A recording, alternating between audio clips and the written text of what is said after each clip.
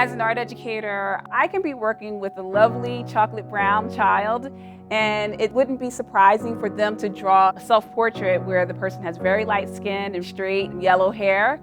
You know, it really saddens me when I see children who are really truly beautiful, just as they are, but they're not as aware of their beauty because they see all of these images that celebrate people that don't exactly look like them. So as I ask kids to make self-portraits or portraits, one of the things that I really want them to do is to slow down. As we think about the diversity of people that we can draw, we're going to have conversations about what different bodies look like, what different hair looks like. We're going to spend a little time looking at photographs and differentiating how one person's eyebrows is fuller and others are quite thin. And lastly, we spend quite a bit of time looking in mirrors, seeing what our faces do when we make different expressions, like when we're happy or we're sad.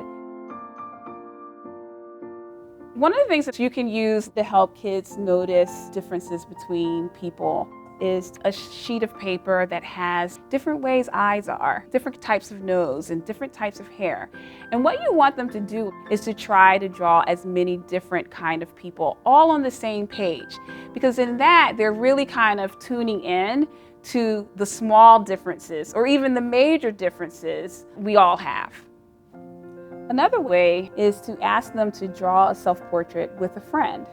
When they start drawing, they notice like, who's taller, who's shorter, who's wider, whose hair goes straight up, whose hair is down below their shoulders.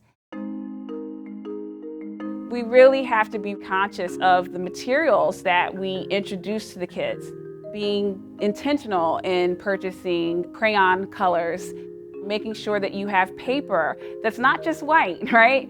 My school system, we use paint stations. I needed to have more variations of tan and brown so that the kids could look in those paint stations and say, hey, I'm represented here, or my mom is represented here, or my dad is represented here. So over the years, when I've used these strategies, I have noticed quite a few wins. There are some kids that will stick with the Disney princess because, you know, those images are pervasive.